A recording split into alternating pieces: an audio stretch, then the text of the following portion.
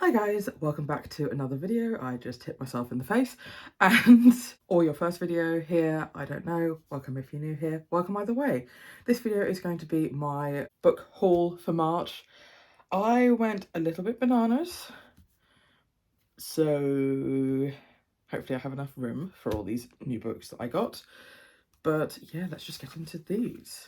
First of all, we have Skin a Cat by Isley Lynn. Isley? I'm not sure how to pronounce this, but this is a play. I knew nothing about it. I basically saw it in a used bookshop, so I decided to pick this one up. And yeah, we'll see how this is. Next, I got A Court of Silver Flames by Sarah J. Maas. This is another book in the Court of Thorns and Roses series. I have only read the first book, but I do intend to continue. So when I saw this, a really lovely copy of it in the charity shop, I decided to pick this up. Next, we have a book I've been meaning to read, and that is Darius the Great is Not Okay by Adib Karam.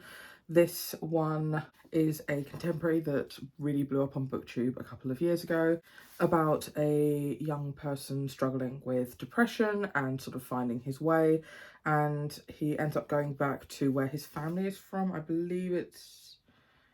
where is it? Iran. So I will be able to tell you more about this when I actually read it. Next we have Still Life by Sarah Winman.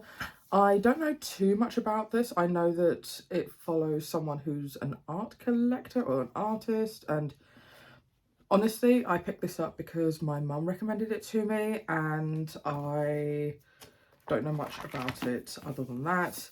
I have heard that there is some sort of gay characters in here or LGBT characters. I don't know in what capacity, but that's pretty much why I picked it up. Also, Darius the Great is Not Okay. The author has mentioned that the first book in that series, which is this one, he sort of describes this as a pre-coming out story.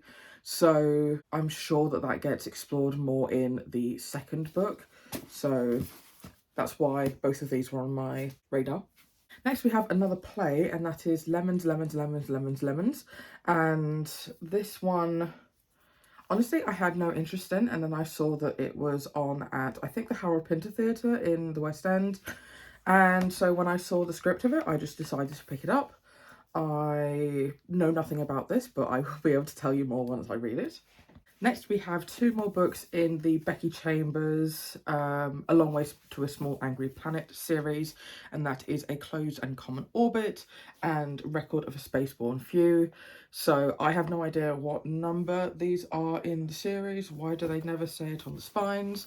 But these are my favourite cover styles of the series, so when I saw these I decided to pick them up. I haven't read Long Way to a Small Angry Planet yet, but I decided to pick these up anyway. It's interesting when they decide to do paperbacks with sprayed edges, but anyway, I'm glad to have these so that if I really love the first book I can go right on into these. Why do people put annoying stickers on books? So this next one is No More Rubbish Excuses, How to Reduce Your Waste and Why You Must Do It Now by Martin Dorey. I think I've read another book by this person, or at least another book in this sort of series, something about plastic waste. So I'm excited to get into this one because I really enjoyed the other one. I thought it was a lot of very actionable steps, so I'm sure this will give me some tips. Again with the stickers. Oh, will this one come off cleanly? Nice, that's what we want to see.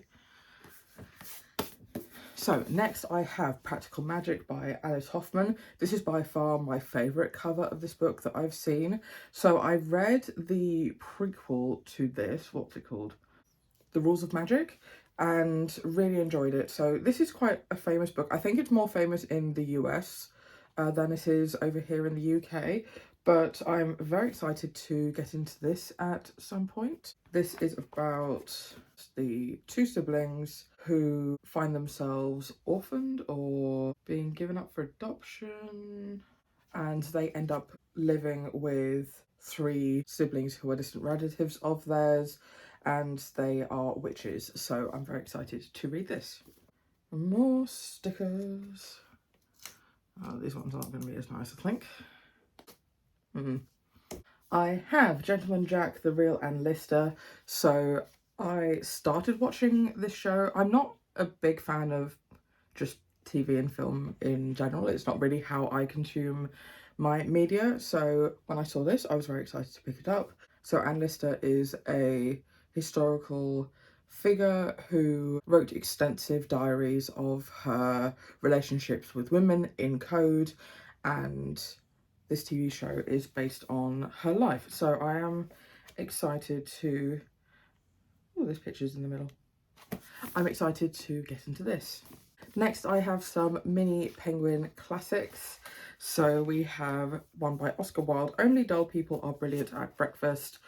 I am pretty sure I've read this one, but I do need to double check that. It was a little while ago and it had a very different cover.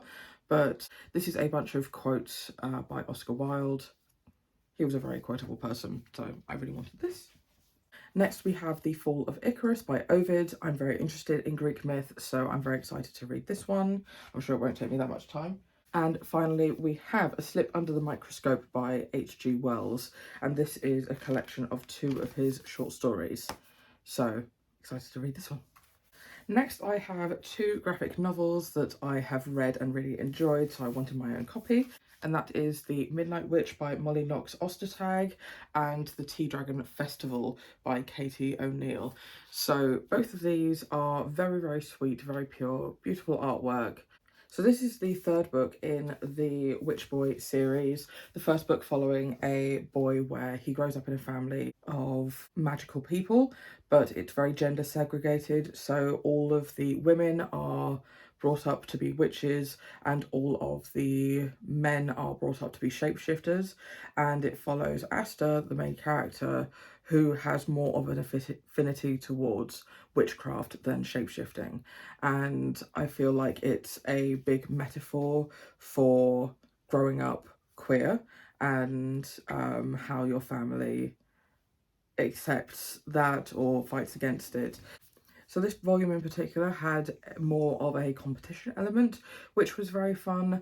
But yeah, this is a great series. I really recommend. And then with the Tea Dragon Festival, these books in the series are just so wholesome. The art style is just absolutely stunning.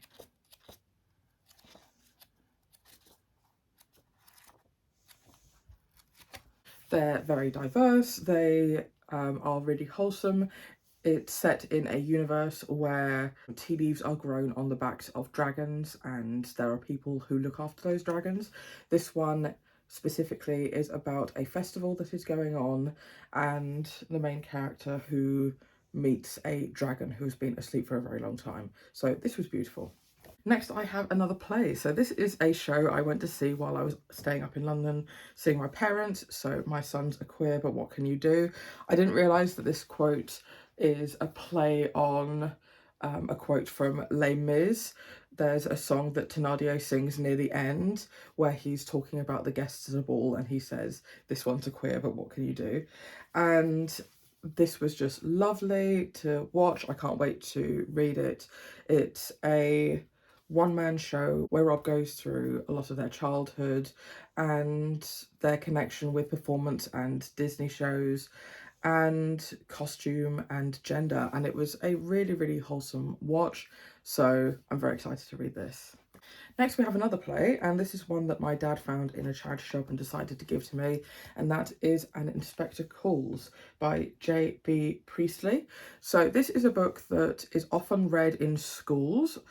I don't know what exactly we were reading at the same time, but we didn't end up reading this one in our class specifically. But I'd be very interested to read it. I know that there was a tour of it going around, and because it is a mystery, I am not going to look too much more into the plot because I want to be surprised for the outcome of this. So excited to get into this one. And finally, we have 2 books in the King of Scars. Is this a duology? I'm assuming that this is all the books in the series. I think this is a duology. But yeah, I was very excited to find these. I am making my way through the Grishaverse, and I just, because I saw these, I was like, I'll pick them up, I'll get to them. But I'm very excited to continue into Leigh Bardugo's work. I am currently reading the third book in the Shadow and Bone trilogy, which is the start of the trilogy, not necessarily chronologically, but they're the first books that were published in that series. And it is about a world where there are people born with magical abilities and affinities towards certain types of magic, and those people are sought out. And so it was really interesting how the author built up this magic system in that trilogy, but then has been able to take those concepts and follow completely new storylines within the same universe. And there you have it. Those are the 18 books that I bought this month. I did go a bit bananas, but oh well, hopefully next month will be a bit more chill in terms of book buying, and I will see you in my next video. Bye.